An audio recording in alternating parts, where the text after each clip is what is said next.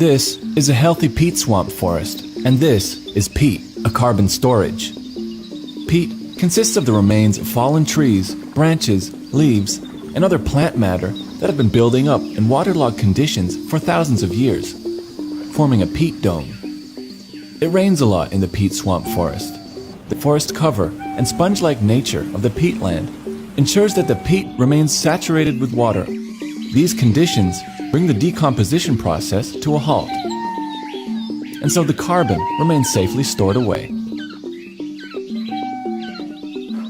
Until someone comes along with a saw, cuts down some trees, and digs a trench to flush the timber out of the forest. Water that was previously trapped in the peatland starts to flow out of the ditch. For the first time, large amounts of sunlight enter the forest. The temperature goes up. The peat near the ditch dries out. Oxygen enters the peat, and the peat begins to decompose. Solid carbon turns to carbon dioxide, traveling up and away. At this scale, the impacts are relatively small. The peatland forest will grow back and continue to trap vast amounts of carbon whilst providing important goods and services for local communities. It's when you go large scale that everything changes. Bulldozers and excavators cut through the forest. Large canals and trenches make way for timber transport and other products intended for planting in the future. Water flows out of the peatland. Sustained drainage causes the water table to go down. As a direct result, the peat dome starts to subside. The added elements of sunlight and oxygen cause the release of carbon dioxide. Seasonal peat fires further accelerate the process, sending vast amounts of carbon dioxide and other greenhouse gases into the atmosphere.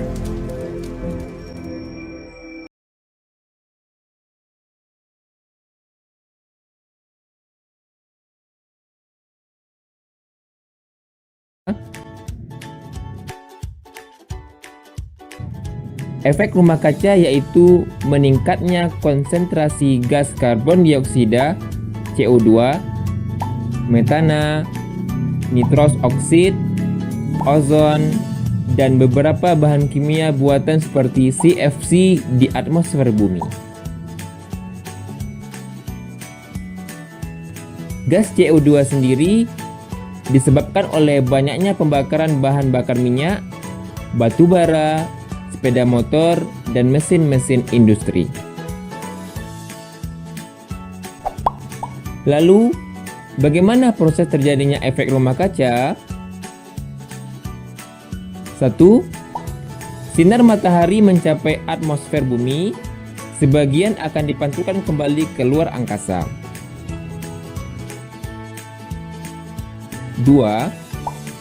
Sinar yang masuk ke bumi diserap oleh tanah dan lautan untuk menghangatkan bumi. 3. Panas dari bumi kembali terpancar ke angkasa.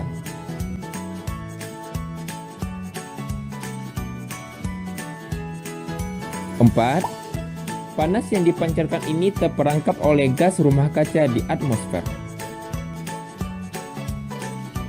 5.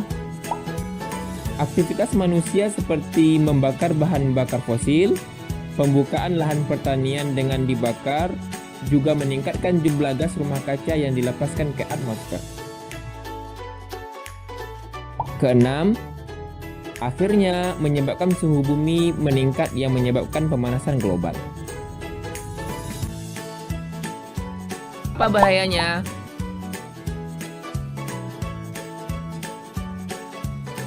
Pertama, dalam jangka pendek akan menyebabkan suhu bumi meningkat drastis, gunung es mencair, hingga terganggunya ekosistem.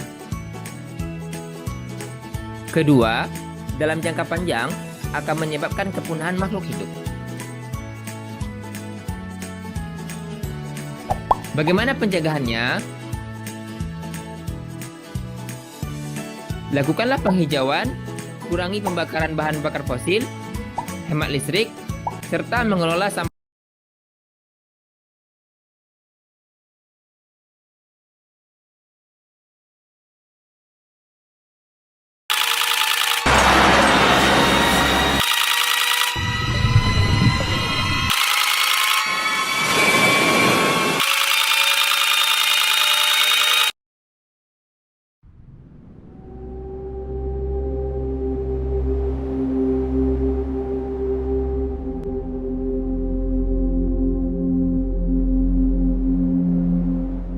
Sampah plastik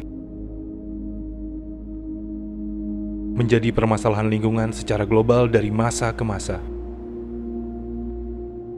Materialnya yang membutuhkan waktu lama untuk terurai, membuat limbahnya kerap menumpuk berpuluh-puluh tahun serta mencemari lingkungan.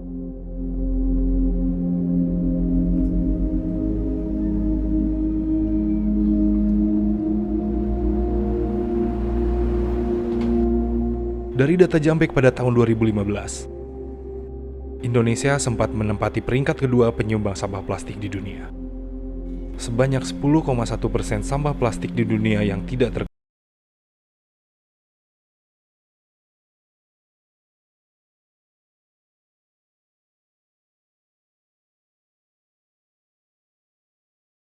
sebesar 23 juta ton pada tahun 2020, menempatkan PT Brau Coal menduduki urutan kelima, sebagai tambang dengan produksi terbesar di Indonesia. Tambang batu bara, yang melakukan kegiatan pertambangan di Kabupaten Brau Provinsi Kalimantan Timur ini, pada tahun 2020 mempekerjakan sekitar 19.000 orang pekerja tambang, dan menggunakan sekitar 400.000 kiloliter bahan bakar diesel, untuk menunjang kegiatan pertambangannya. 3 perusahaan jasa skala besar yang bekerja sama dengan PT Brau Coal adalah PT Bukit Makmur Mandiri Utama, PT Pama Persada Nusantara, PT Sapta Indra Sejati.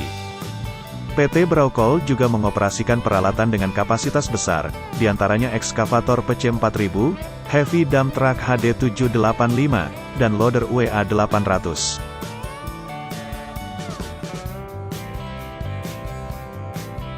Yang keempat, PT Borneo Indobara, dengan produksi sebesar 31 juta ton pada tahun 2020, menempatkan PT Borneo Indobara menduduki urutan keempat, sebagai tambang dengan produksi terbesar di Indonesia.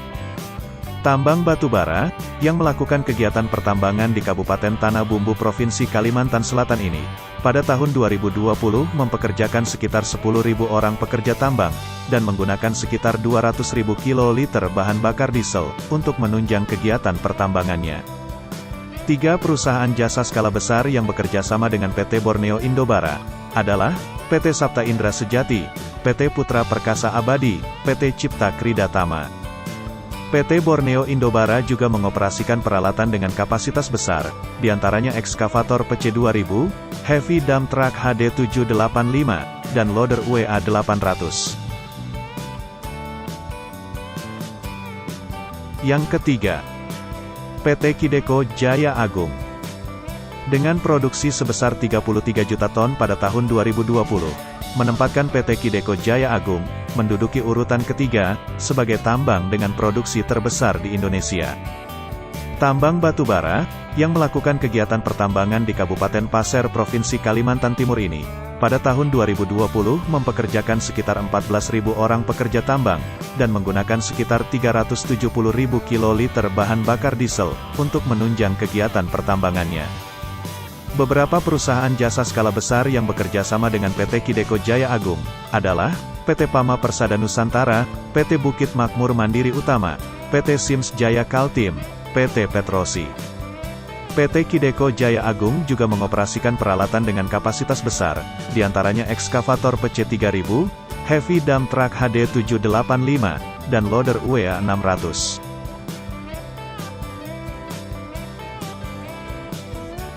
Yang kedua, PT Adaro Indonesia.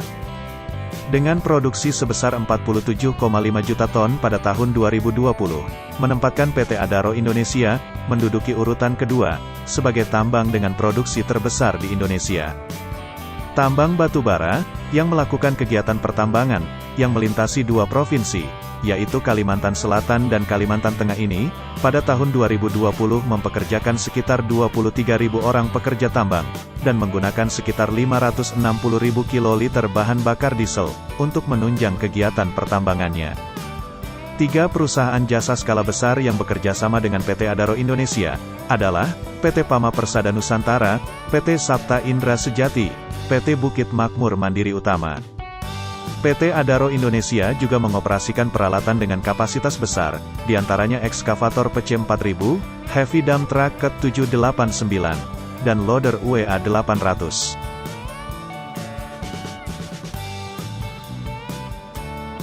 Yang pertama, PT Kaltim Primakol. Dengan produksi sebesar 60 juta ton pada tahun 2020, menempatkan PT Kaltim Primakol menduduki urutan pertama sebagai tambang dengan produksi terbesar di Indonesia. Tambang batubara, yang melakukan kegiatan pertambangan di Kabupaten Kutai Timur Provinsi Kalimantan Timur ini, pada tahun 2020 mempekerjakan sekitar 27.000 orang pekerja tambang, dan menggunakan sekitar 800.000 kiloliter bahan bakar diesel, untuk menunjang kegiatan pertambangannya. 3 perusahaan jasa skala besar yang bekerja sama dengan PT Kaltim Primakol, adalah, PT Pama Persada Nusantara, PT TIS Kontraktor Indonesia, PT Dharma Henwa. PT Kaltim Primakol juga mengoperasikan peralatan dengan dapat meningkatkan peran